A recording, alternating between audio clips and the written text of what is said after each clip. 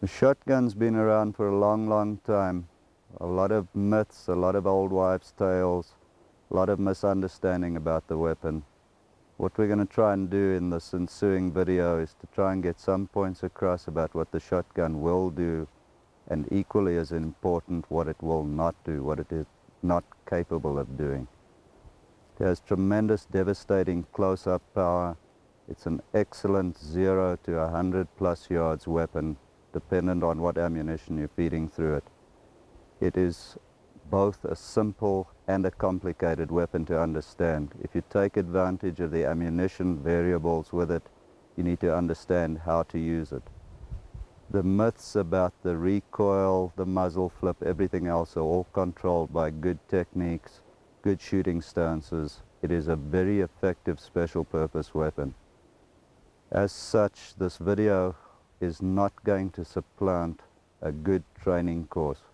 And my personal suggestion is to go to as many different schools and training centers as you can, pick up everybody's ideas and adapt those to your own personal situation.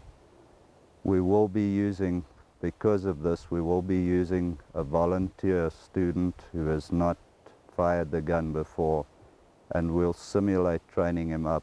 We'll start him off with the basics, and we'll use him to demonstrate how easy the weapon is to learn, how easy it is to shoot, and to shoot very effectively in a relatively short space of time. We've got a selection of the most commonly used 12 gauges these days. They are all single magazine tube fed, as opposed to South African Neosted, which has 2 magazine tubes, or an over and under or side by side, which the cartridges are fed straight into the chamber. The Winchester 97 become real popular with action shooters, 3-gun action shooters. It's been around for literally 100 years. Excellent weapon, extremely reliable, extremely easy to operate, has no external safety button. The only safe on it is on half cock when you're carrying. To open this action, if the hammer's back, you need to depress the button, run the bolt, and obviously need to be extremely careful when lowering the hammer. As I said, an extremely reliable weapon. The only thing when you're firing this type of weapon, obviously when the bolt comes back, is to keep your thumb on top, which is the preferred method we're going to use during this video when we're doing the shooting instruction. Thumb on top. If you don't, it's pretty obvious what's going to happen when the bolt comes back. So we maintain that thumb position with all the weapons. That's about it on the 97. We're going to ditch that and go on to the 3 most common weapon types that are used these days.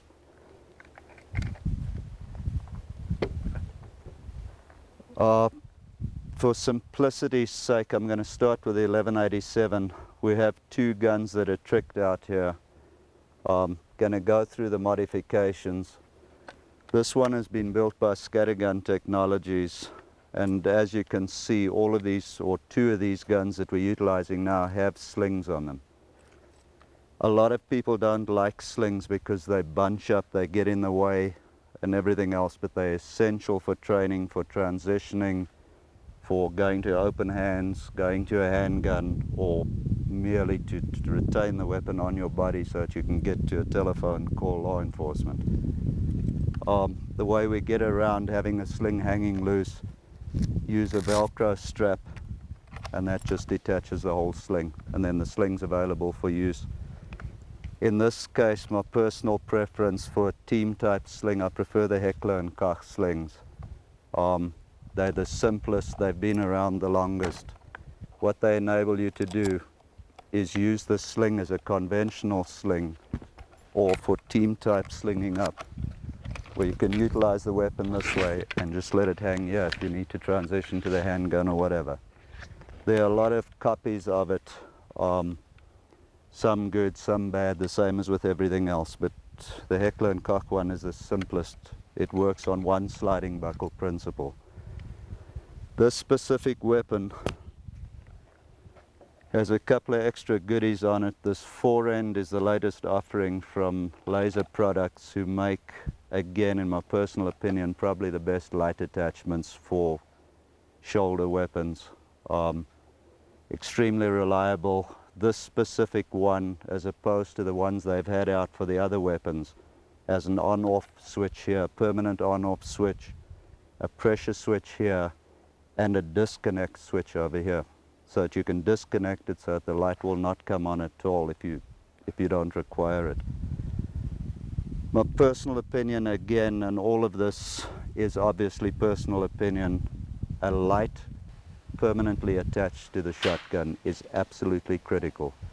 There are ways of fighting with it. You can hit a target with a handheld flashlight. There are techniques for that, but you cannot control a situation with a handheld flashlight. You need a flashlight mounted permanently affixed to the gun. It's one of the absolute priorities. Other things on this weapon, you'll notice, except for the Super 90, these weapons all have short stocks. The biggest problem with shotguns is that people complain about being pounded when they're shooting, getting hurt, recoil, things like that, and the biggest cause of that is having a stock that's too long. A stock that's about 13 and a half inches length of pull, in other words, from the trigger to the toe of the stock, will fit most everybody. Taller guys, as long as you shoot with your thumb on top of the stock, assuming you have no pistol grip on the weapon, it'll fit the taller guys, it'll fit the shorter guys, and there'll be no problem, because that way you can get the stock inboard of your shoulder, and that's where the recoil problem occurs, is this way. So absolutely critical, a stock that's short enough to shoot, a light attached to the weapon, and reliability, obviously extreme reliability. Over and above that, virtually everything else is an accessory that you may or may not require. This specific weapon was built by Scattergun Technologies. It has a slight extension, it's a 14-inch barrel. Slight extension allows an extra round, which is 5 rounds in the mag tube and 1 in the chamber. This is a custom home-built bolt handle. The 1100, 1187 series, the bolt handle's a little bit sharp, a little bit small to get hold of when pressure's on. It also has a modified button on the carrier to allow the action to work. The 1187s come out with an extremely small silver button which one tends to miss when you're loading, and that button has to be depressed every single time you load through the bottom. So this was made by Tanks Rifle Shop. It's been modified. They're normally about this long. So this one's been cut down by over half, modified, rounded off, and it gives just enough to allow the cartridge to feed, the button to depress, and to go on with your business.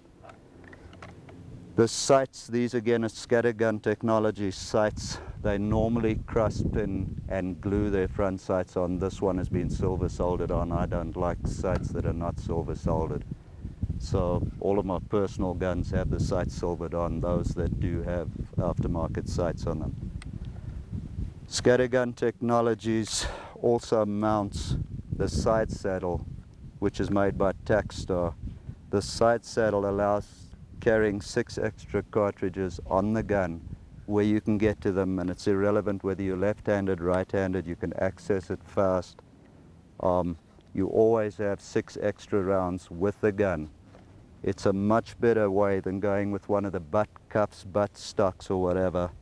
The only problem with them, and the manufacturers do say this in the warning, is not to turn down these screws too tight, especially with a weapon like the Benelli Super 90, which is lying on the table here, which has an aluminum receiver. You can screw up the receiver too tight, pinch the action, and hamper the reliability of the weapon.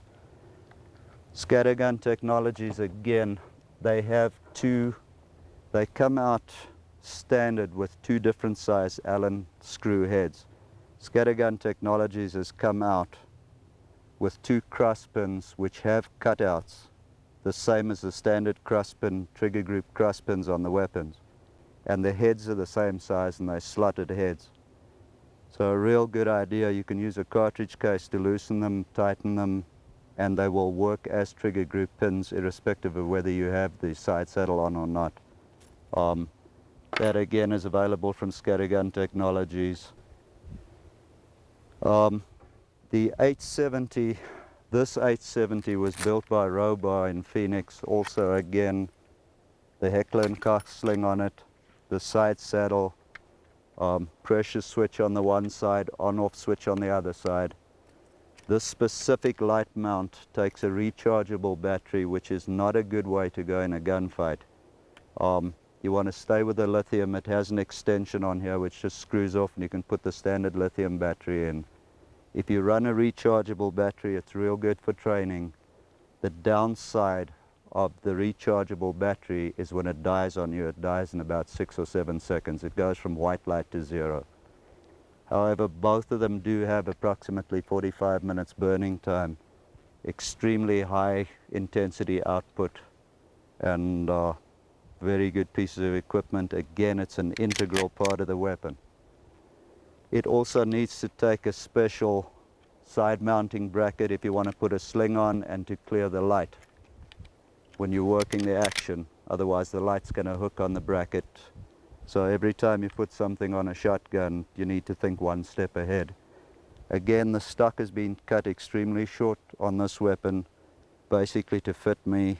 But a taller person, a bigger person can shoot this with ease, again, as long as the thumb is on top of the stock.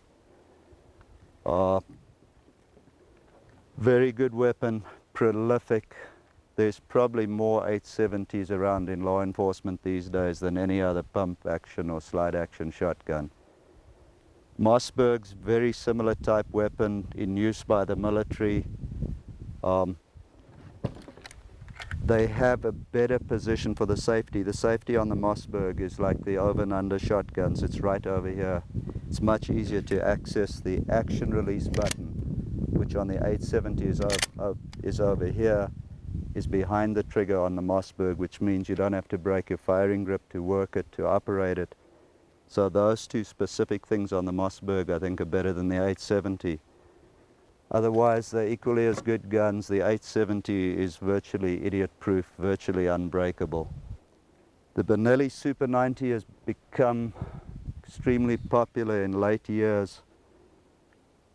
There's the peculiarity of the Super 90 as opposed to any other semi-auto apart from the Beretta 1201, which is essentially the same weapon, is that if you insert a cartridge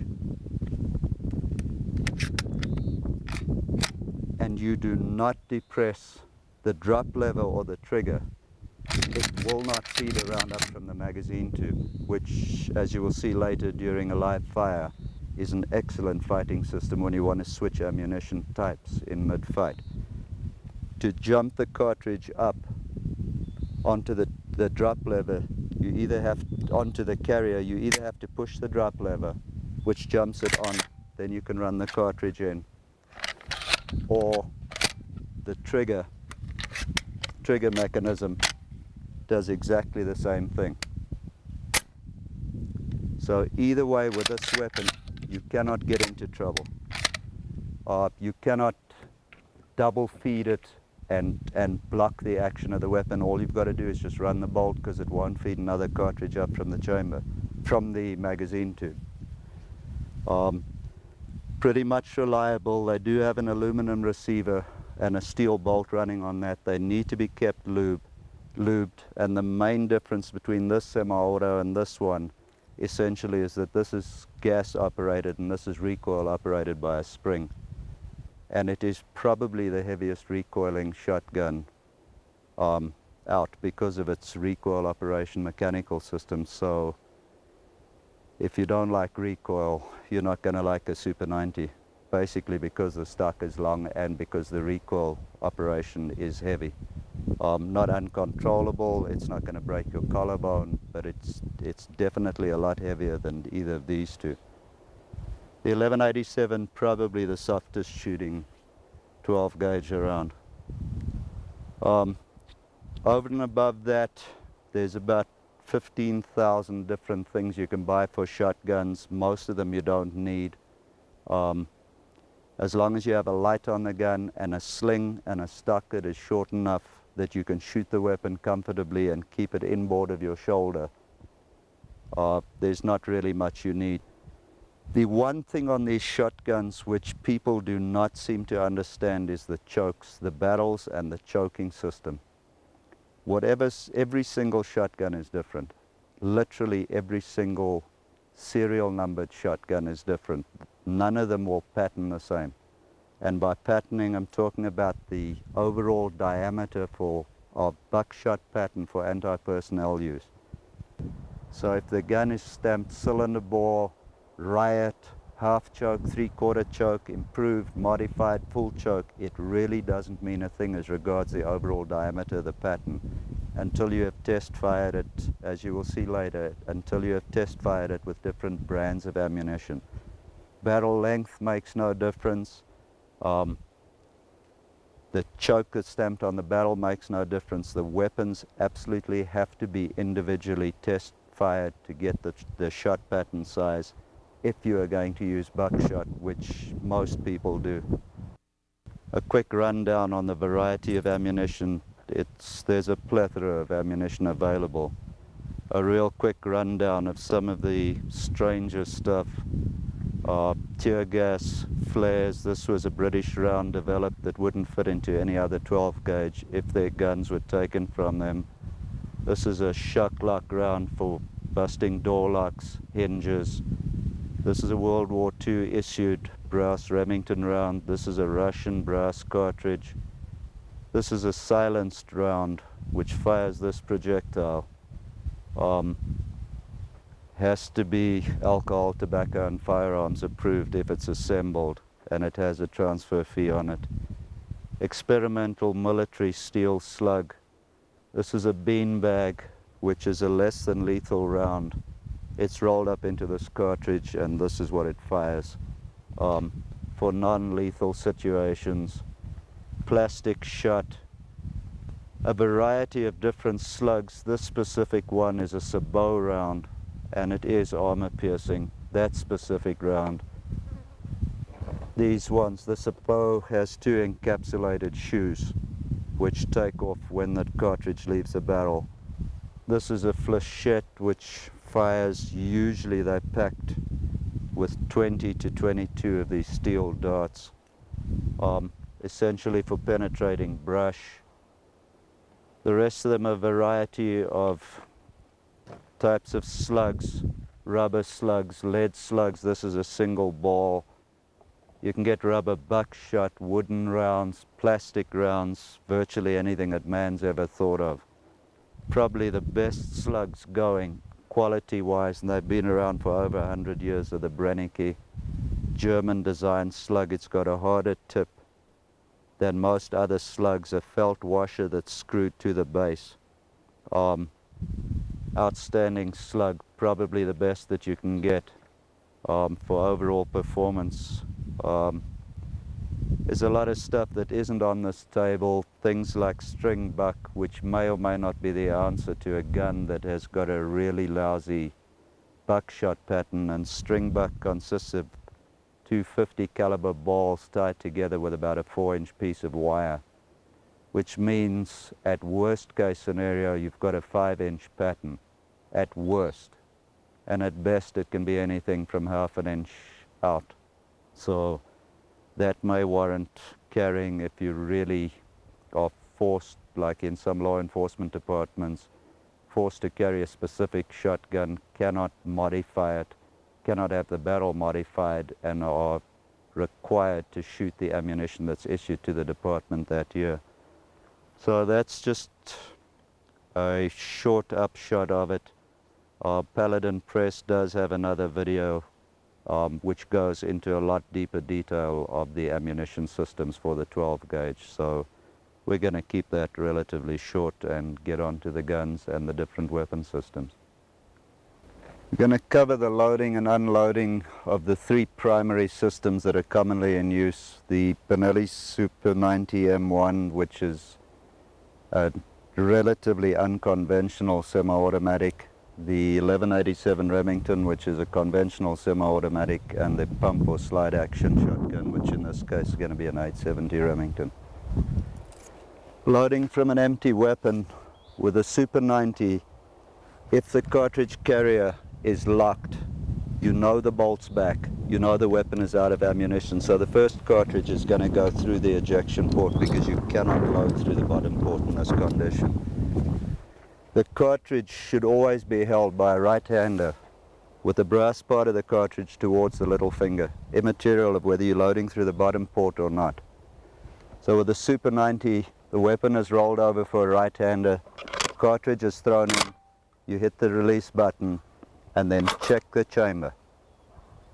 Always check the chamber. In addition, with a Super 90, you need to let the bolt jump forward and pull on it. It's a rotary bolt, and sometimes it doesn't go into battery, so you've got to be very careful with that, otherwise it won't fire when you press the trigger. The second and succeeding cartridges will go in through the bottom port. We now have a round in the chamber, the magazine tube is empty. To facilitate loading with that, most people wind up stuffing the cartridge too far forward when they're loading, trying to find the port. So what we do is run the cartridge rim along the trigger guard until you hit the loading port. Then invert your hand, shove it in. Next one, same thing again, brass towards the little finger along the trigger guard until you hit the loading port, rotate, shove it in. Essentially all loading done with a weapon in the shoulder. The reason for this is if you try and support the weight of the weapon like this, you will not hit a target from 4 or 5 feet because of the shot size, the pattern size of the shot. It's like trying to shoot a rifle from this distance. Works on steel and paper targets, doesn't work on people when they're moving in the street. If you bring the muzzle up, the weapon is too easy to take away from you. You're blocking your vision, you lose all leverage, and if you have to use the weapon, you've got to mount it in here anyway. The weapons do get heavy. Somewhere around this angle, you'll find all the weight coming off the weapon, so leave it in the shoulder when you load. Just let the weapon hang here, use a trigger guard for a reference, and you won't have a problem with it. To download the Super 90, there's 2 ways of doing it. The shell stop, which needs to be tripped on this weapon from where the camera is now pointing, it is the right side of the weapon. You can trip the shell stop once you've got the cartridge out of the chamber and release all the succeeding cartridges. Except with the Super 90, often the shell stop size varies from gun to gun. So usually what we do with the Super 90 is download the first cartridge, roll it out.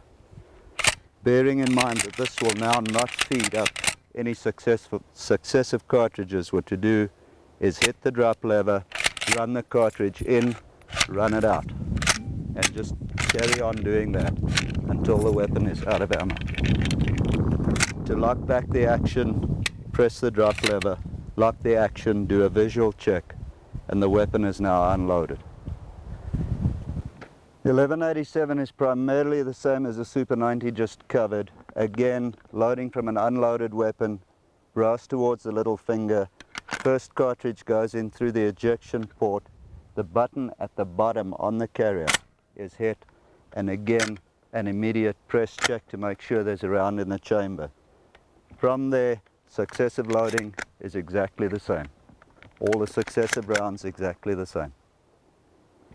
To download the 1187, you basically rack each round out, just one at a time. It's the easiest way to do it.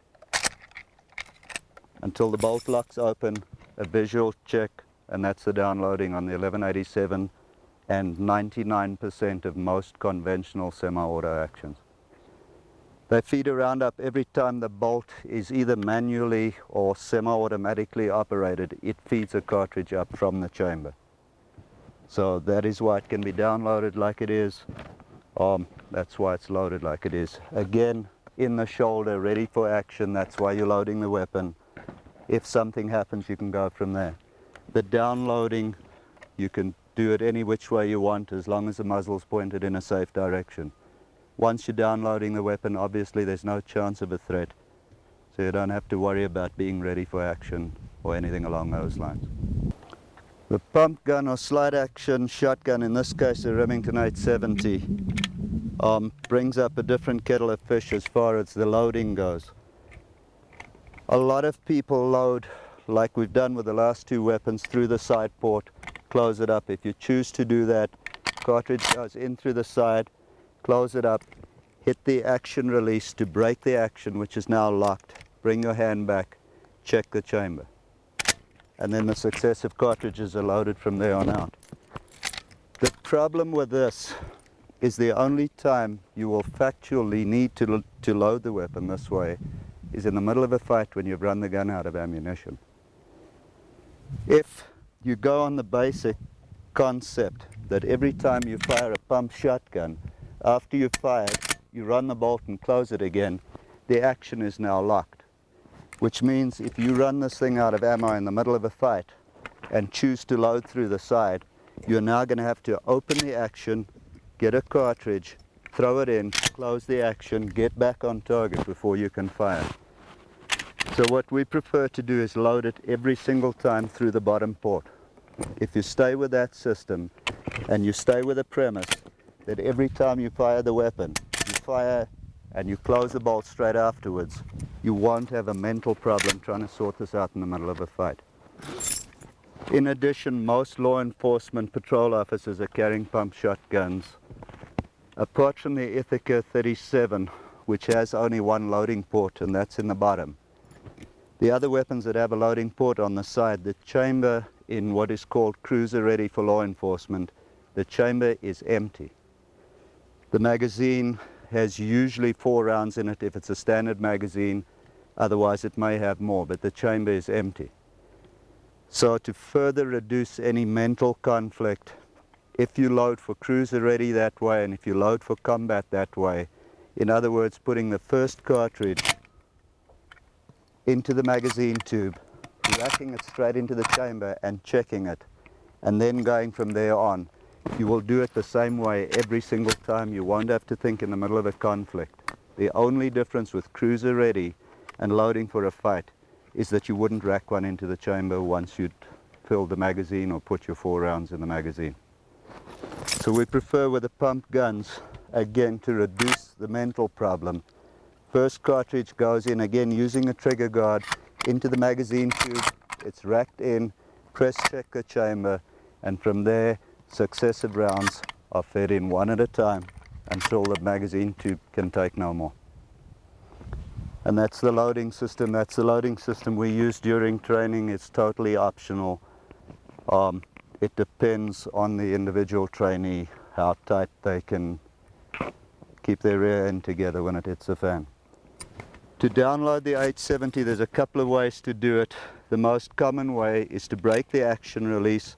The first cartridge, you run the fore end back hard. First cartridge comes out, second one rolls out. You catch it in your hand. From where the video camera is now pointing on that side of the weapon, depress the shell stop and the cartridges will come out one at a time. The shell stop is one of the long bars. There's one on either side, one to stop the cartridges from coming out of the magazine tube with the action closed, one to stop them coming out when the action's open. Just trip them out one at a time and then do a visual check. This is especially important with weapons that are being kept vertical in vehicles when you're riding. Some of the crimp on the cartridges, you'll get polypropylene or the filler content above the wad coming out, binding up the magazine tube, and the cartridge doesn't come out. So you need to do a visual check. In addition, a weapon that has an extended magazine tube like this one has, you need a high quality magazine spring and an extended magazine follower. This one is made by Choate Manufacturing. Scattergun Technologies make them as well. And what it does, it has a male appendage on the end, which stops the spring from binding. If you've got a poor quality magazine extension spring, if you've got a poor quality magazine spring, the entire spring will bind up in this section. Obviously not releasing the cartridges out of the magazine tube. When you take the top end off, the spring comes out like gangbusters. So you're better off with a standard magazine length that is going to work than an extension magazine tube that doesn't work. You put one on of good quality. The shooting stance we're going to cover next, and we're going to use a pump action shotgun, in this case an 870 again, essentially because it requires a little bit more manipulation than a semi-auto. It is no slower than a semi-auto to shoot, but it does require a little bit more manipulation. The main complaints as stated earlier on about a shotgun are the recoil and the muzzle rise, and they are two distinctly different things. The recoil you can control to a certain effect, but it's a matter of physics. What goes out the front comes out the back. So the idea is that the stock of the weapon needs to be pulled in tight, inboard of the shoulder when you shoot. If you get it on your shoulder or anywhere else on your arm, it is going to hurt. If you leave the toe of the stock loose inboard of your shoulder when you fire, it is going to hurt. There are some recoil reduction mercury-filled rods that you can fit in some of the gun stocks, but they really don't make a lot of difference. The muzzle flip is the important one because that allows you to get back on target fast, and that is controlled by a slight kink in the front leg. The rear leg is kept straight. What it does is it forces the recoil, or the muzzle rise and the recoil, to travel straight through a diagonal line. Your body weight is behind the weapon, so the gun's got nowhere to go. It just comes straight up to here and back. It is not an exaggerated lean, it is just a slight kink to drop your body weight behind the weapon, which allows you to cover a full 180 degrees without moving your feet. Any further bend with this lead knee and you're going to have problems covering further than 180 degrees. Bottom line with this, the thumb again on top of the stock so that you don't belt yourself in the nose, your eyes start tearing and you can't see for follow-up shots. The focus remains on the front sight or bead or whatever sighting system on this weapon. It's a ramped front sight. The focus remains there before, during and after ignition of the cartridge. Once you've decided or made the commitment that you are going to shoot, you need to be ready to shoot repeated shots. So we're going to start on target, unloaded weapon. The safety, if it needs to be depressed, is depressed with the tip of the trigger finger. You can either keep the finger straight with the safety off or depress the safety on the way up to target. The problem we have with our training with leaving the safety on as the fight starts is people are trained to keep their trigger fingers straight with handguns, revolvers, semi-auto pistols like a Glock, anything, any weapon essentially except the shotgun or Garand type rifles. We dislike with our training asking a person to do this with one style weapon and this with another style to depress the safety. So it's optional. When we get the shooter up just now, it'll be option for him. This is not a statement that the safety should be left off. This is absolutely not a statement in that regard. This is just to state that if you are going to depress it, you depress it with the tip of your finger. If you're not going to depress it and you want it off, it stays off and your trigger finger stays straight and out of the trigger guard until you go into action. So having said that, on target, the safety is off, the finger is on the trigger. You fire the shot, immediately run the bolt, get back on target, and the finger immediately comes back on trigger until you're off target. The action is now locked, it is ready for a repeat shot. There's only one reason to aim a weapon at somebody, and that is to shoot them. To shoot them, you need your finger on the trigger. If you are unsure about whether you're going to shoot them or not, you do not put your finger on the trigger and you don't aim the weapon at them. So in a low ready position, your finger would be off the trigger. If you're on target, your finger would be on the trigger.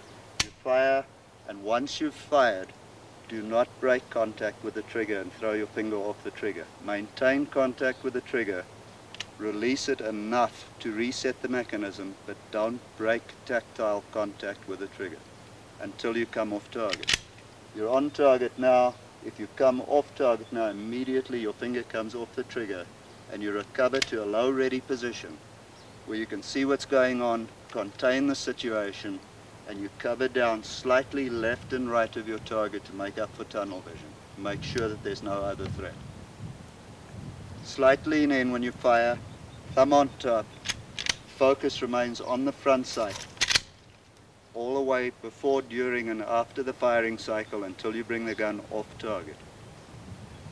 Once that happens, the finger comes off the trigger, recover down to a low ready position, and low ready is where you can see what's going on below the threat level, whether it's optical or physical. After that, you contain the situation and wait for help to arrive, call law enforcement, or do a tactical retreat dependent on what your situation is. Always recover to the low ready after you've fired. There's a tendency with a lot of shooters to fire the round and then bring the muzzle up like this. It is the easiest takeaway position in the world with a shoulder weapon. It's not advisable, personal opinion. Always recover after firing. Bring the weapon down to a low ready position where you can see what's going on. Once you've controlled everything, then go ahead, reach for spare ammo if you have it, and reload the weapon. There is no rush to reload. Do not reload. Do not reload after you've fired with a weapon on target like this.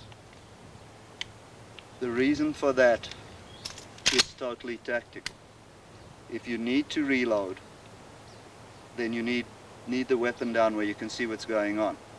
If the person needs to be shot again, you need the weapon on target, and don't worry about reloading until you've contained the threat that's downrange. That is your primary purpose. So you carry on shooting, leave the gun on target while you're firing. If you're not firing, bring the gun off target with your finger off the trigger in the low ready position. And the low ready, the elevation of the low ready, will depend on where the threat level is. This could be low ready, this could be low ready. We will cover 3 ready positions in this video before we're done. This is the most commonly used position. The other 2 are for varying situations, but this is the most commonly used position. It's where you can control the situation, see everything that's going on, and be ready for instant action if you need it. There's several optional tactical positions for lowering one's body line for various reasons. One, obviously, to make a smaller target of oneself, which really doesn't help if there's a potential of skip fire, because you're going to get hit worse than if you were standing. The first of them is the squatting position, and what that entails is lowering one's body line down to this basic position. It works really well. There's support for both elbows on top of your knees. The only problem with this is if you physically cannot get both feet flat on the ground, the position's not going to work. You are going to roll over under recoil. Dead steady, quick to get into, quick to get out of. It's a really good position if you can get into it. Alternates to that, quick kneeling positions, and I'm going to cover 2 of them. The one first originated by the FBI probably 4 or 5 decades ago with a handgun. All it entails is a large step forward towards the target. There's a big step forward, and the reason one takes a big step is otherwise one's foot winds up with the heel off the ground and there's an imbalance problem. So it's a big step forward. What this allows one to do, there's obviously no support for your elbow. What it allows you to do is change trajectory to elevate the shot. You can track a target sideways with this. It's quick to get into, it's quick to get out of. The bad news with this is stepping into a target, you're obviously getting closer, and if you want to change trajectory, for example, a hostage situation, you're again elevating the barrel where your opponent can get underneath the barrel. If he does, not only is he going to take the gun away this way, he's also going to roll you over because there's nothing to support your body from going over. So there are disadvantages to it. If this position is used, it needs to be done quick and the muzzle immediately depressed after firing or after the job is done. Recovery from this position would be to standing low ready, to to maintain control of the situation. The alternate to that is a double kneeling position. No step is taken, and all you do with that is roll both feet down, both knees on the ground. This again allows a change of elevation. It allows one to track a target sideways. Again, same problem with elevating the muzzle close up if you're using it for a trajectory change. It's very stable, it works real good, and one of the big advantages of it is you can roll right side around the barricade, you can roll left side around the barricade, exposing very little body area to take incoming rounds. To recover from this position, recover one step at a time. That way you maintain your balance all the way through and maintain control of the situation. Patterning on shotguns is critical. Each and every individual barrel is totally different. Patterning should be done yard by yard, from about 3 yards out to about at least 25 yards. The purpose is a demonstration. What we're going to do today is shoot from about 7 yards, 3 different types of ammunition, to illustrate the difference in ammunition, which makes a huge difference in pattern size when you switch from ammunition brand to ammunition brand. Then we'll switch shotgun barrels, put on a special shotgun choke barrel, and we'll see the difference on what they do. Gonna run initially a round of Remington double-aught buck, then a round of Winchester double-aught buck, then a round of Federal tactical buckshot in double-aught, which is the most prolific in use for anti-personnel use. So with that, we'll do it.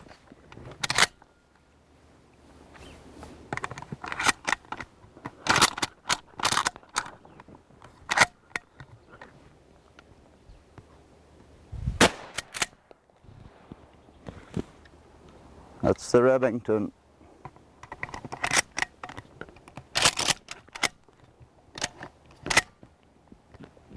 This is Winchester.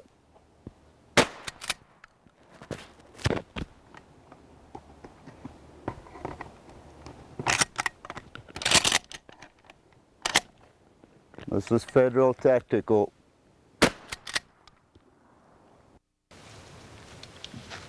Same sequence of fire, ammunition in the same sequence from top to bottom. Remington first.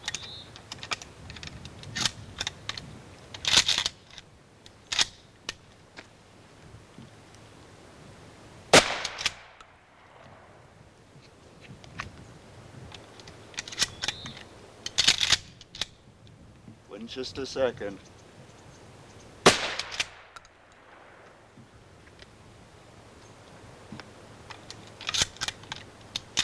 And bottom hit will be Federal tactical double-aught. As can be seen, this is the first one we fired. This is the second one that's just been fired. A big difference in overall pattern diameter. Neither of these two are still too wonderful. They are an awful lot better. There's still an amount of donutting with the Remington ammunition. The Federal tactical, this is the entire payload of 9 pellets.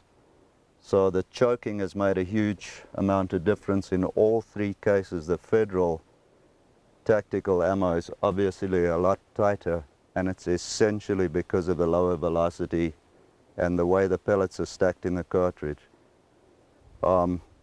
This is not to say that Federal ammunition is better than Remington or Winchester. It's just in this specific load, in this gun, with this choke. This is obviously what you want. With the Federal tactical, with the barrel we've just fired, 15, 20 yards, you're looking at a 4-inch overall diameter pattern with that weapon, which means something like a headshot can be done with absolute confidence, with absolutely no danger to bystanders.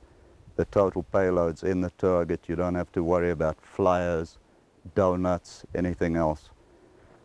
This is probably about 1 inch across. In fact, we could measure it at 7 yards.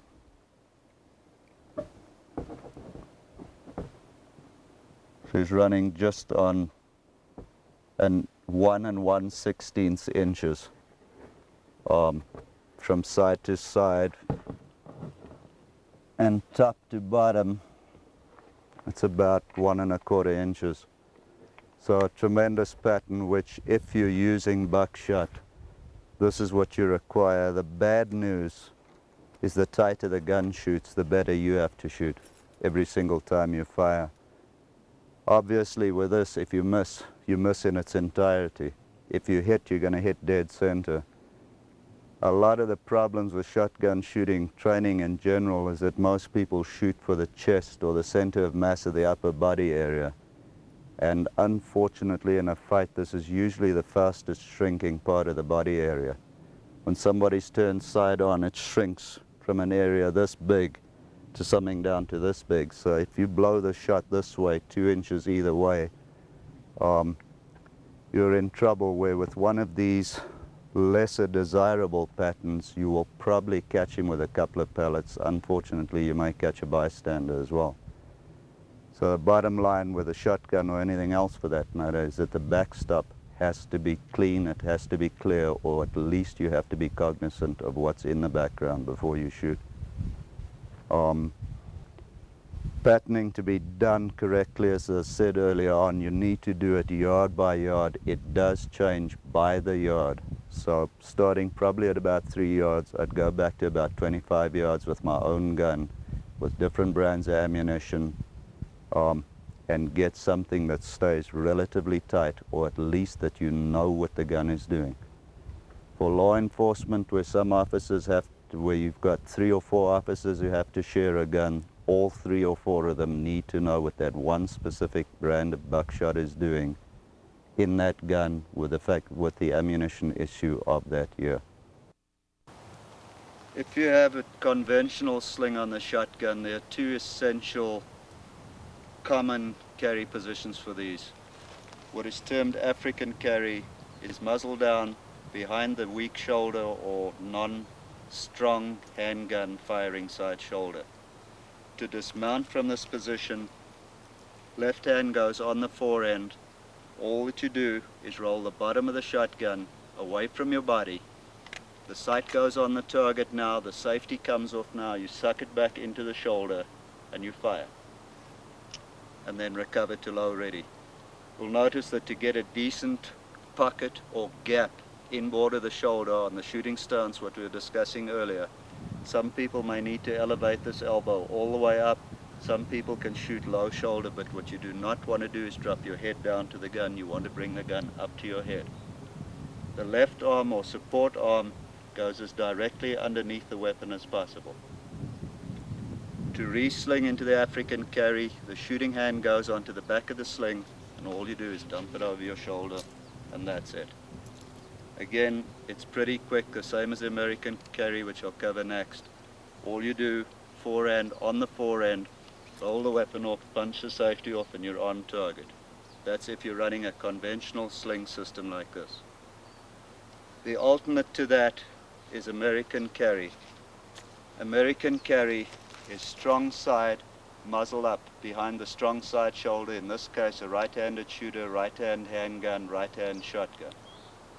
To dismount from this position, the support hand, in this case the left hand, reaches between the sling and the body onto the forend. From there, again the sight on target early, the safety is punched off now, and you're ready to go. To sling, the muzzle goes straight up, the weapon is slung over the shoulder. Again, the dismount, again relatively quick. Forend onto target, safety off, and fire. And that's the 2 commonest carry positions. African muzzle down, weak side, American muzzle up, strong side. If you do not have a sling on the weapon, a very safe way to carry this on the range or in the field or anywhere else is what's called pocket carry, which is this way. And the reason it's called pocket carry is because you can stuff your thumb in your pocket and support the weight of the weapon like that all day long. But you have total control over the weapon, there's not a safety problem, and it's low profile, as are the other 2. So those are the 3 basic carry positions, whether you have a sling or whether you don't. Transition of the shotgun to either the handgun or to open hands for whatever tactical reason. It may be a mechanical malfunction, it may be the shotgun's total capacity of ammunition's been depleted. With a conventional shooting strap or shooting sling like this is the way we do it. For a right-hander, the right hand comes to the back of the sling, the left arm goes through straight up, and the weapon is dumped straight over this way. From there, and we are using a dummy pistol, from there the pistol comes out to be used, or one can go to open hands. The obvious reason for this is to get the shotgun behind your back so that your opponent can't get to it and use it. Under no circumstances should the weapon be dumped on the ground, and that's the major reason to have a sling on one of these weapons. Again, to reiterate, from here, shooting hand comes to the back, left arm goes through, and it goes straight up. The reason for that is if you leave the arm horizontal, it in effect shortens the sling. You'll either wind up knocking off your glasses, or if you hang on to the shotgun too long, the weapon will wind up around both shoulders and just slide down your body.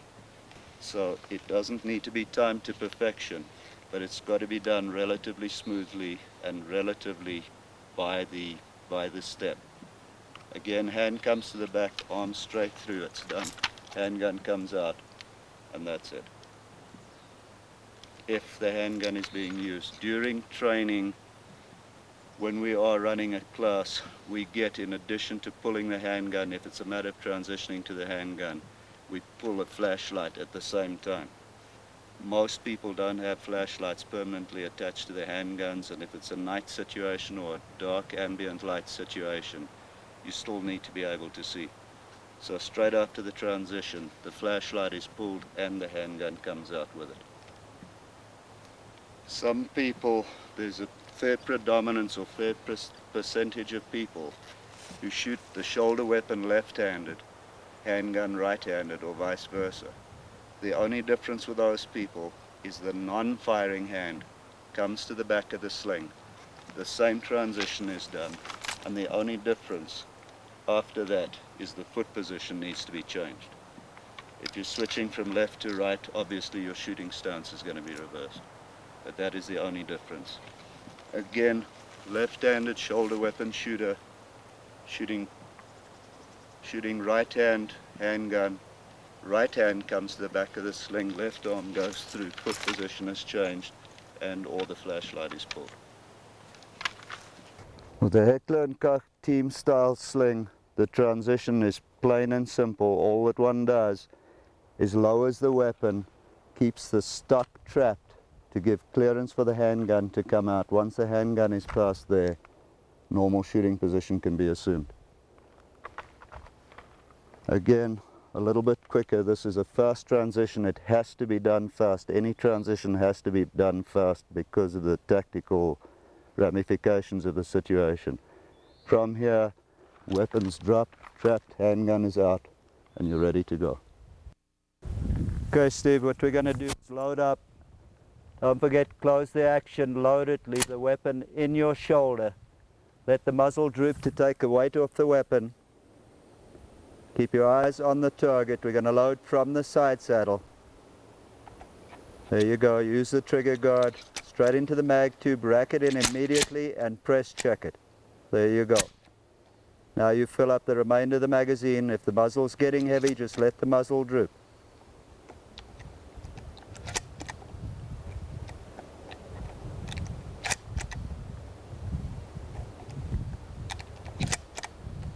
Okay, we're going to do this slow and careful. You can go ahead and refill the side saddle from the ammo you have in your pocket.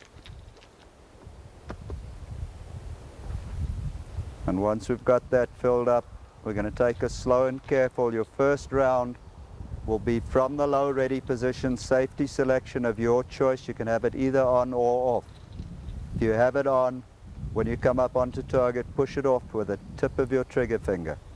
Once you've fired, pump the action, back on target, refocus the sight, then your finger comes off the trigger, bring the gun down to low ready, cover down left and right of your target, make sure what you've got, and if you're satisfied with what you've got, then go ahead and reload what you fired. There is no rush to reload. The problem is down there. We've got to contain that problem. Once that's contained, then we can worry about reloading. Okay? Let's try it. Don't forget to lean in when you fire. Stay on target all the way through and after the firing cycle. Safety selection of your choice. Ready? One round, any of the 3 targets that you want. It's all yours. Ready? Shoot! Finger back on the trigger, Steve.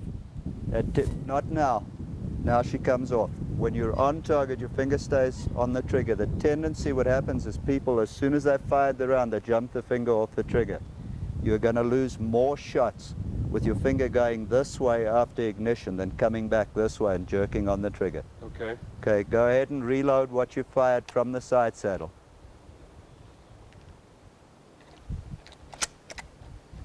The bottom line rule is your finger stays off the trigger when you're off target, but it stays on the trigger all the time. So all you're going to do is release the trigger mechanism enough to reset the hammer sear, and then you're going to stay on target with your finger on the trigger. Then if the target or the problem is solved, your finger comes off the trigger, you come down to low ready with your finger off the trigger. Okay. Okay, safety selection of your choice. Make sure it's on or off, as you wish. One round, ready? Fire! Cycle it, finger back on the trigger, there you go. Threw it off momentarily, but that's a lot better. Now you cover down left and right of the target. You keep your head behind the gun just in case there's somebody else there that you haven't taken in with tunnel vision. Now you're satisfied with the situation. Now you go ahead and reload from the side saddle. Run it along the trigger guard. The tendency is to go too far forward of that bottom loading port.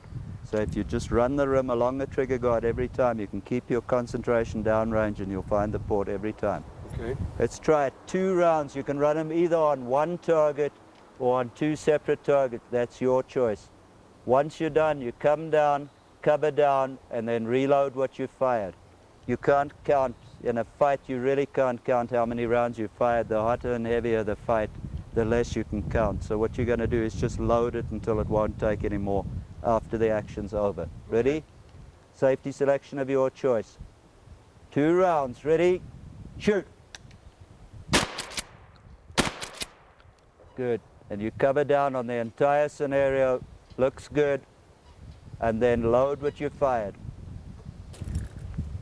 The second ready position was originated by a man called John Satterwhite. It's called a high ready, Satterwhite ready, or it's known by half a dozen different names. But essentially the principle is if your head were now the target, I have your head and the front sight already in one plane.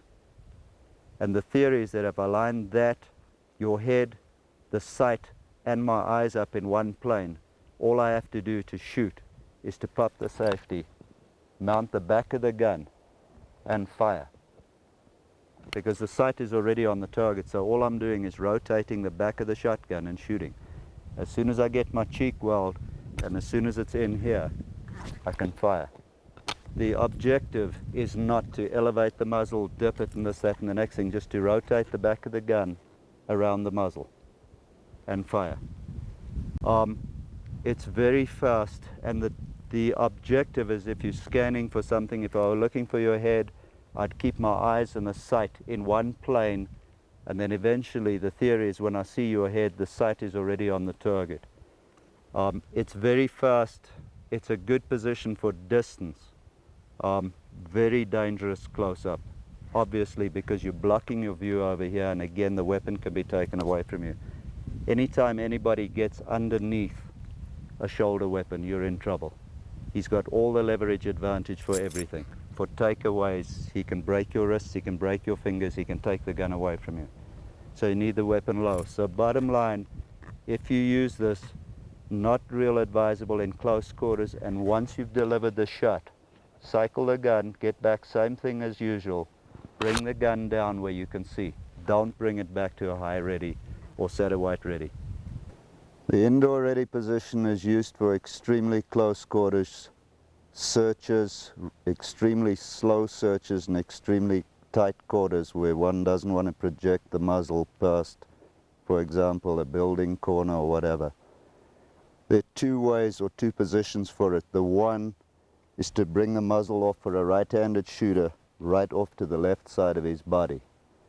If the hand stays in contact with the leg when you're moving, you know exactly where the muzzle is. There's no chance of crossing your feet. The main objective, obviously, is not to project the muzzle anywhere past your leading foot, to avoid gun takeaways, telegraphing your position. The alternate to that is to come down between your legs, again keeping the muzzle tight back. The basic reason for all of this is keeping it in close. And again, extremely slow movement, extremely close quarters. The mounting, one has to be careful not to overswing the target for a right-hander out to 1 o'clock, overswinging because the left elbow is extended. So again, the left elbow needs to be underneath the weapon, dead on target when you mount. One of the reasons for having the two variables of the position is if, for example, I needed to hook a left-hand corner over here with a cement brick wall, and I had the weapon over on my left side. If I take one small step, pick up whatever the threat is here and attempt to mount the gun from here, it's going to smash into the wall. So in that case, I'd prefer it over here between my feet so that when I do rotate, I've got complete control and I've got clearance for the muzzle when mounting onto the target. Similarly, a right-hand corner, for example, I'd want it over on the left side so that I could rotate this way and be up on target if I needed the use of the weapon. So let's try that high ready position. Out of the shotgun on your belt. Safety selection of your choice, and what you're doing obviously is got your eyes, the front sight and the target in one horizontal plane. The safety's on, don't forget to push it off. If it's not on, your finger stays straight. This will be one round. The rest of the follow through is the same as normal. Do not recover to a high ready, recover to a low ready so that you can see that the weapon can't be taken away from you, okay? Okay. Let's try it. Ready? Shoot! Cycle it, come down, cover down, and reload. Let's try it again. High ready. 2 rounds, either on the same target or 2 individual targets. That's your choice. Ready? Shoot! Cover down on both targets. Reload what you've fired. Once you've done that, refill the side saddle from your pocket supply, if you would, please. And then we'll try the indoor ready. Either from between your feet or off to your left side. That is totally your choice. Remember, when you mount the gun this time from the indoor ready, the tendency is to overswing the target out to 1 o'clock. So make sure you lock up this elbow where it normally is and this one underneath the weapon so you don't overswing the target. Let's try it. Indoor ready. There you go. Muzzles all the way back. Safety selection of your choice. 1 round, then follow through and reload. Ready? Shoot! That's good. Keep it in your shoulder. Reload. Use the trigger guard when you run that cartridge in, Steve. Indoor ready again, either between your feet, off to the side. That's totally your choice. Okay, we'll try that one. Now don't forget, if you're walking with that one is extended possibly 6 inches in front of either of your lead feet. So whether you step off with your left foot or your right foot now, the muzzle's going to be slightly more further forward than if you were back off to the side like you've just fired. So be aware of that if you get caught in this tactical situation. All right. 2 rounds, 2 separate targets. Ready? Fire! Hits the dynamite hits. Cover down. Reload when you're done. Steve, you've already shot multiple targets. What I'm going to do is explain the principles of it. You've already shot 2 round strings and everything else, and you've shot them pretty quick. The reason I need to explain it is a lot of people say that a semi-auto is a lot faster than a pump shotgun. It isn't. There's a technique with a pump shotgun, and John Satterwhite, whom I mentioned earlier, is actually faster with a pump shotgun than a semi-auto shotgun. So it's the singer, not the song. She is unloaded. If you would just check it quickly. The principle with this, where you get the speed, is normally what you're doing is you're mounting up, firing, cycling, back on target. What we're going to do with this is use the recoil, such as it is in the muzzle flip, to pump the action and shift onto the next target. You already know, you've already predetermined what your next target is when it comes to multiple targets. And what we're going to get down to is shooting 3 steel plates. Having already predetermined what the target is, you can shift onto the target immediately after firing. Then what you do is, once you've done the whole bunch, you come down low ready, cover down on all 3, and pick up whatever remnants haven't been terminated, I shouldn't say terminated, haven't been stopped or whatever. And again, we're not talking about killing, we're talking about incapacitating, immediate incapacitation. So the principle, as opposed to what you have been doing, which again was this, cycling and back on target, then finger off and coming down, what you're going to do is fire, use a little bit of recoil, such as it is, to cycle the bolt and roll onto the next target and ready to shoot. That's all it is. So basically, we're going, in this case I'm going from left to right on the 3 targets that are downrange for me now. So basically I'm going from here, bang, I'm on the next one. If I wanted to fire on that one, it's bang, cycle, and I'm on the next one. In quick sequence it'd be boom, boom, boom, cover down on all 3. Okay, again, running a wider sweep. If we had a wider angle on it, this is what it would be. Covering down. Finger staying on the trigger all the way through until the job is done, then the finger comes off immediately and covering down. And that's all there is to it. You've already done it in practicality. All we're talking about is the theory. And trying to get rid of the myth of a pump or slide action shotgun being slower than a semi-auto. It isn't. The only difference is you have to operate it. Okay, you've got 3 steel targets. Don't forget, this is where that lean in is critical, because if you don't, this is where the muzzle starts rising more and more, taking you more and more off target. So lean in is solid. You need to keep her solid in your shoulder. Pull it in with your shooting hand, not with your lead hand. You just keep that one weak. All that does is support the weight of the weapon. But keep it in solid in your shoulder. Lean in when you shoot. You've got 3 steel targets. You can go left to right, right to left, center, right, left, whatever order you want to go from, whatever ready position you want to go from, whatever safety selection you want to go from. Let's try it. Whenever you're ready, Steve, on your own. Go ahead.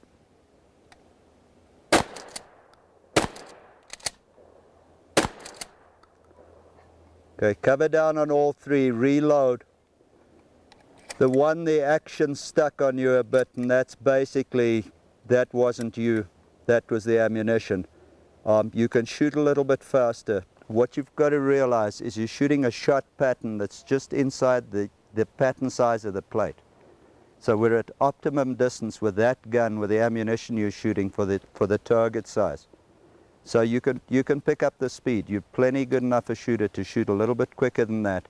Don't shoot faster than you can hit. But as soon as you've burnt the first one, start running the bolt onto the second one. We'll pick up the speed a bit. If you blow a shot, we'll tap it off a bit. Okay. But just try and smooth it out, the transition between targets. Let's try it. Whenever you're ready, take off on your own.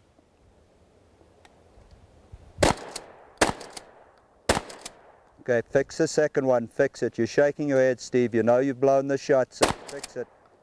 And then you reload. Okay, we all miss sooner or later. The problem's not to stand there yelling at yourself. The problem's fix the hit, and then we'll worry about it afterwards. So now we know how fast you cannot go. It's early days. We're real early in the training program. It'll pick up as we go, next day and the next day. Okay, right now we know how fast you cannot go. Don't let me talk you into shooting faster than you can hit. Okay. First time you had 3 good hits, second time lost a shot. If you blow the shot, fix it immediately. Okay. Let's try it again. Ready? Shoot! That's better. Much better. We can shave a little bit of time off as the days go by. Tomorrow, the next day, we'll pick up the speed. Steve, we're going to go ahead with slow foot movement, and this is the operative word here is slow. You're on a slow search. We can run it when you live fire it. If you go from indoor ready, slow your foot speed down to snail's pace. If you're going from low ready, it means you've got some kind of control over the situation. You're not too concerned about telegraphing your position with the muzzle. The operative thing here is your footwork. So being right-handed, we're going straight in that way towards the target stand. When you step out with your left foot. Bring your right foot about halfway up. You want to keep your feet separated. If you don't, you're going to start losing balance. If you get your feet close together and there's any kind of trash on the ground, that's where the problems are going to occur. So stepping in this way, if we're going low ready, could go at about this pace.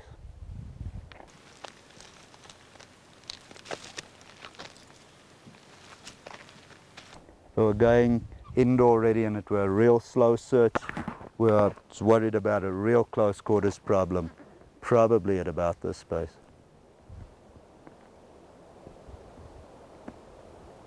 Literally at about that pace. Keeping your feet separated. Backing up is a whole different kettle of fish. Again, you don't want to get into a gunfight unless you absolutely have to. So the logical thing to do, even though being a martial artist, as you know, the Chinese and Japanese strategies of war, withdrawal is the 36th of 36 strategies. But that's neither here nor there. The bottom line, these days in an urban situation, a civilian situation, or anybody else for that matter, if you can get out of it, you get out of it. So a scenario here is you've walked into something and it's a little bit more than you'd care to chew on. So you want to retreat, tactical withdrawal. What you've got to be real careful of is your footwork, and what you don't want to do again is get your feet together because you have no balance, especially backing up. So what you're going to do, there's no point in going from indoor ready now, that close quarters position, because you're backing up. The threat's in front of you, so probably in low ready, and you're going to use your right foot, you being right-handed again, use your right foot like an antenna and feel your way back, physically contact the ground, and then bring your left foot back about halfway. Feel your way again. Any obstacle you encounter, you can feel your way around it. Excuse me. The objective is not to get caught literally flat-footed. Having something an inch behind your foot, you don't know it's there, and you've got both your feet close together. The minute you step back this way, you're going over.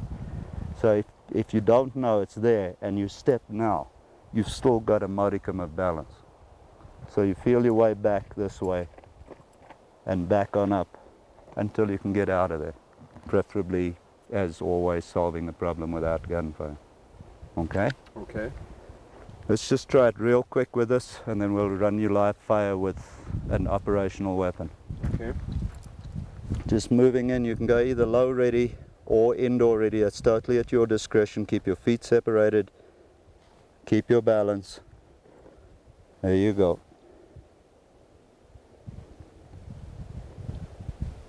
Okay, hold over there. Let's try backing up.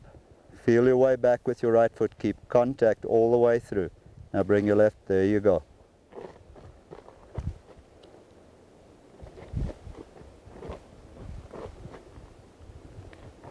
Okay, Steve, you're in business.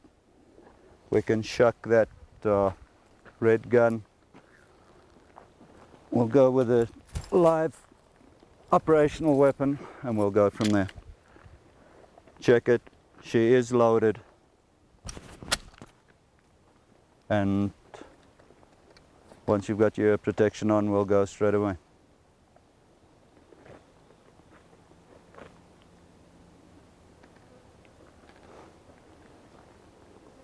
I'm going to leave you to your own devices. I am going to yell out fire every now and again. You stop and shoot. This is not shooting on the move. We'll cover shooting on the move as a separate entity. That's when you're going at about 3-4 3 or 4 mile an hour and shooting while you're moving. This, you stop and shoot. Okay. Don't forget you cover down after you've fired, reload, scan, reload, everything else, and then I'll talk you back. Okay. Let's try it. Low ready or indoor ready. Okay, start moving in slowly. If you go from the indoor ready, bring it right down to snail space. If you're going from low ready, that'll work. Any of the targets is your choice. Fire! Good, good hit. Dead center hit. Cover down, reload, keep your eyes on the target. Keep your feet separated, Steve. Don't get them too close. Shoot! Hits a little bit off to the left. It's about 9 o'clock on the plate. Don't forget your pattern size is shrinking down. Don't forget you're running a shotgun. Okay, hold over there, Steve. We're going to start withdrawing you. Start backing up. You have to think about the pattern size. Closer you get, you're shooting almost a rifle. You've got to be dead on. It's real easy to miss with a shotgun close up. Just keep tracking your way back. 2 rounds on 2 separate steel targets. Shoot! Good. Good hits, dynamite hits. Cover down on both. Start backing up and load while you're backing up. Keep your eyes on the target. Keep it under control. You've still got ammunition, but you're trying to get out of there.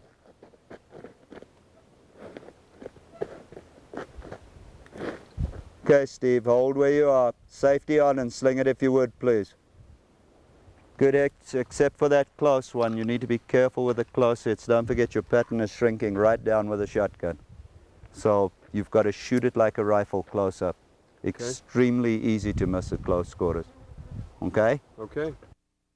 Okay, we're going to get into some snap shooting, and snap shooting essentially is quick shooting from a standing position. There's essentially only 2 intelligent tactical reasons for shooting from standing. The one is you can't access the target from a lower, better, more stable position. And the other one is time. You don't have the time to get into a better position. So essentially we're going to run this. This is a quick shot, but it requires perfection with marksmanship, follow through, sight picture, follow through on the sights, follow through on the trigger. We're running on that center steel target down there. It's a relatively easy shot. It's not a difficult shot, but it's not a gimme. So you have to stay with the basics, the basic principles of shooting. Dead center hits, and what this does, this gives you the leeway where you've got diversion with pattern spread and everything else with buckshot. We're going to run it with slugs. This gun will stay inside 4 inches at 100 yards. We're running at about 25, 30 yards now. So it's a relatively easy shot.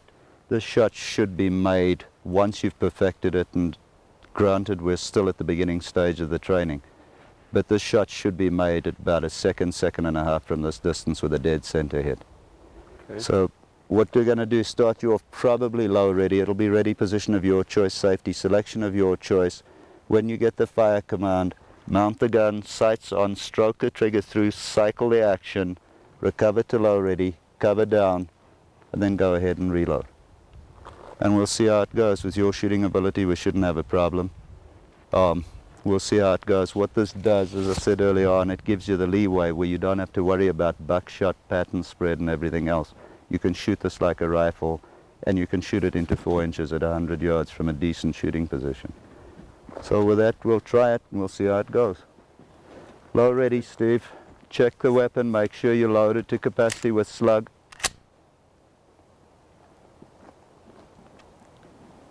And then we'll go 1 round per command. Ready? Shoot! Dead center hit. Perfect. Absolutely perfect. Again, exactly the same thing. Ready? Shoot! Low ready. Safety. Cancel. I beg your pardon. Go ahead and reload. Safety on. Sling it.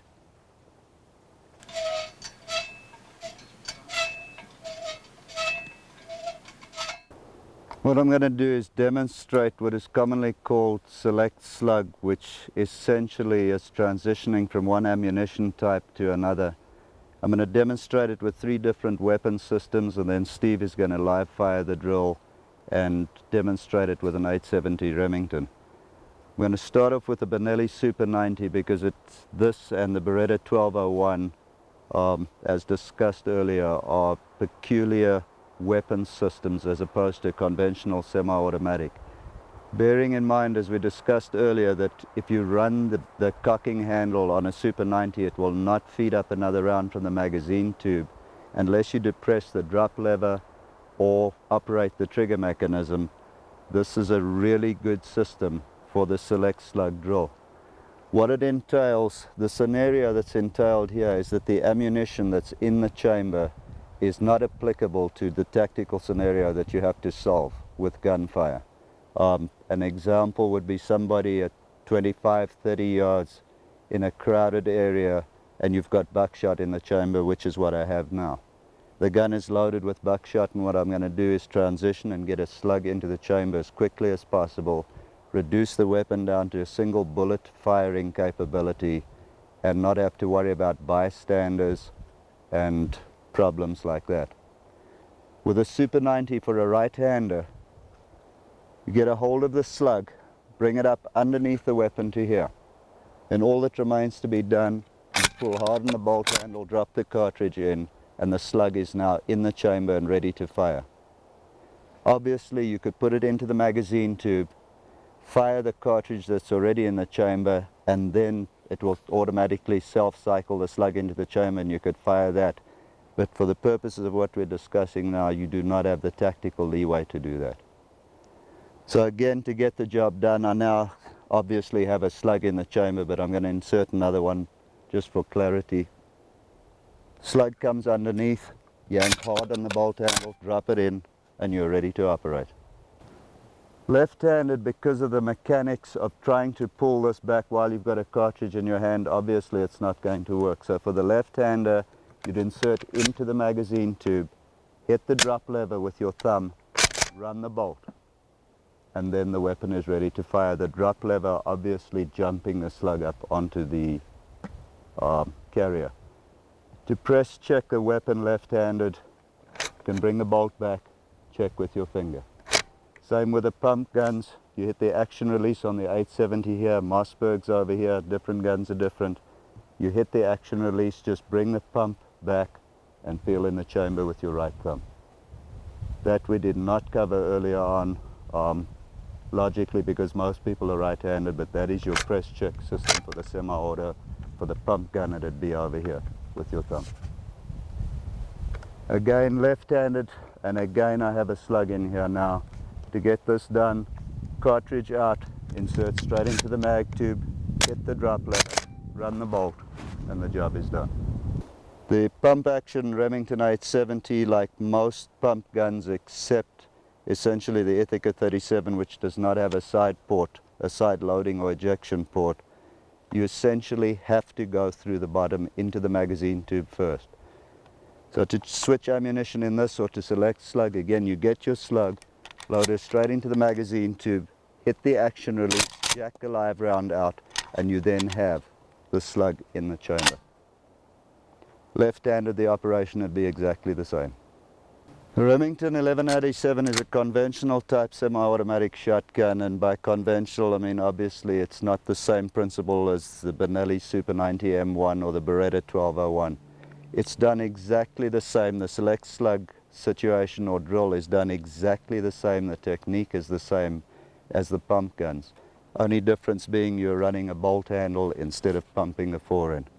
Okay. Same thing again, you latch onto the slug, insert into the magazine tube, run the bolt extremely hard on the 1187s to get them to cycle manually, and you're in business. You've got your slug in the chamber. Okay, Steve, we're going to do that select slug drill live fire. Go ahead, low ready, check that you've got buckshot in the weapon. And what I'm going to ask you to do is 2 rounds on 2 separate steel targets, get a slug into the weapon and drill that gentleman down there in the woods. Okay, it's too far away for buckshot The backstop's a little bit dicey. There may be something in the woods behind, so you've got to be careful. You've got to get a dead center hit and have nothing flying past him. Concentrate on the marksmanship. Think about your tactics. Safety selection of your choice. Ready? Go! Good. Good hit.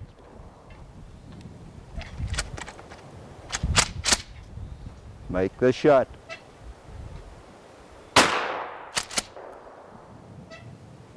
Cover down.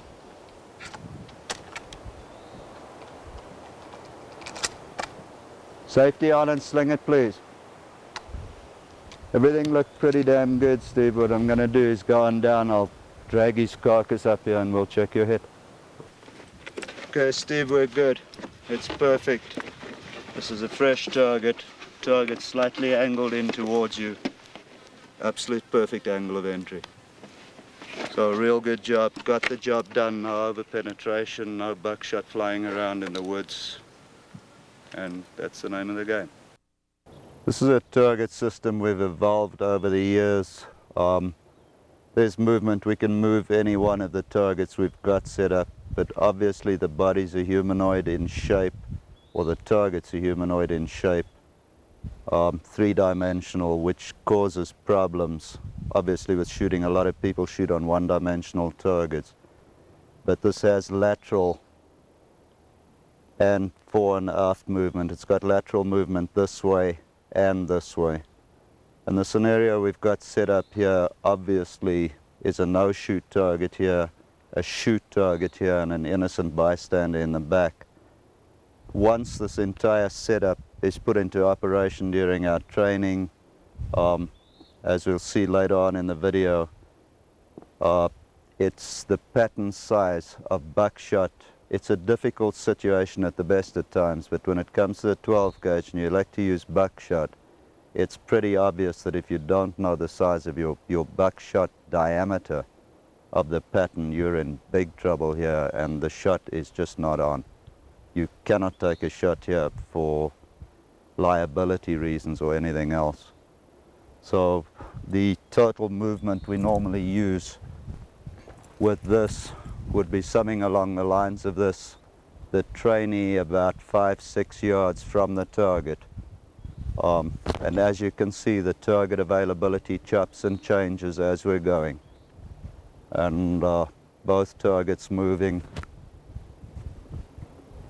And the idea is to put direct hits that go in deep and would exit deep. Obviously in this case you couldn't put a shot from here because you're going to hit that guy. If you run it from here, you'll get availability somewhere sooner or later, maybe a headshot here that can bypass the other guy, maybe go down to kneeling, stick around through here, bypass that one. Pelvic shots are often overlooked. Real good with a 12 gauge, you're running between 500 and 600 grains of lead. It will probably break his transmission, his gearbox. Whether or not it will stop it, his trigger finger from working is a moot point, and it depends on the threat, the specific threat that's occurring at the time. If this were a knife situation, you'd probably do it. If it were the classic hostage style target situation with a gun at this head, it would probably have to be a headshot to cut off his computer. Okay, Steve, here we go with the big one. The guy in the middle with the ratty check shirt is the bad guy. The kid is obviously not to be hit, and the bystander, onlooker, or innocent party behind is not to be hit. So you're going to have to thread the needle with this. You've got buckshot and you've got slug. You can use either. We're going to start you off with buckshot. You've already loaded with buckshot. So if you elect to go to slug, you're going to have to go to that after the drill has started. Okay, there is no time limit on this. There's a lot of different body availability, pelvis, chest, head. You're going to get differing target availabilities. It's up to you when to decide and what's available to you. Critical to follow through after you've fired and be ready to take another shot. If you look for the hit, you're probably going to butcher one of the innocent parties. Okay, so we need a good clean shot, either torso, head, or pelvis, something that's going to go in deep, real deep angle. And it's totally your choice, buckshot or slug. In the street, if you were armed with a handgun, then you could just transition, go to the handgun if that were your choice. In this case, buckshot or slug, and I'm asking you to stay with that restriction. Okay. And we'll see how it goes. We're going to stay at this distance. This is normal confrontational distance for this type of ugly situation. Make it clean, and absolute bottom line, follow through, get the sights back on the target, the action pumped, and ready to stick him again. Okay. Okay? And we'll see how it goes. Go ahead, stand by, ready position of your choice. Just double check that you are loaded with buckshot. You're going to have lateral movement, you're going to have sideways movement. Both targets will be moving. You're going to have to thread the needle, follow through after you've fired, and we'll see where we go with this. Okay, anytime you're ready, Steve, wait it out. There is no rush on this. Wait it out. Take a shot when you have a shot.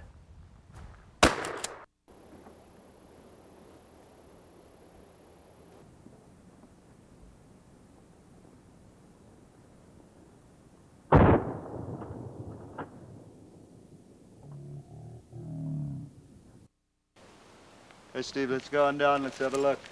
I know the hit was good. Guy at the back is clear. You ran it in at about that angle. The target situation was about that. He was moving this way. He was angled across this way, went straight in over here. The hit, we've got 9 pellets. This is a self-shrinking material, so that the pellet holes are not the full 33 caliber.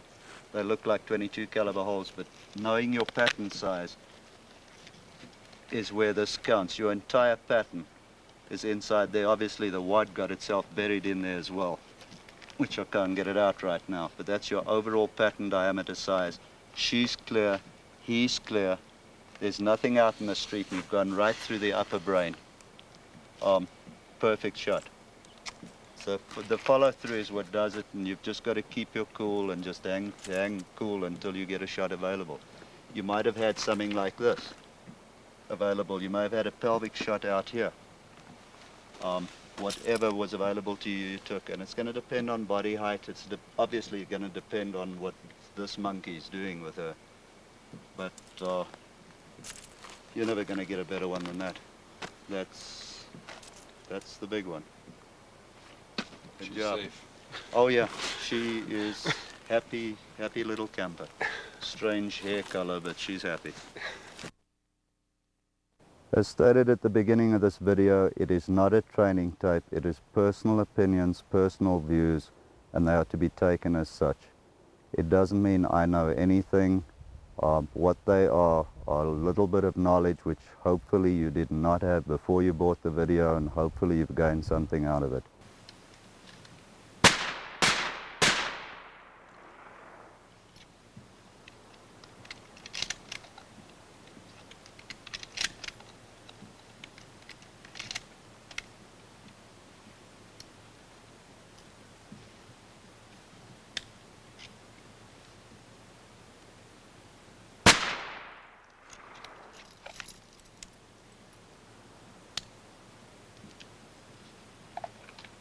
Mr. Hollywood's done.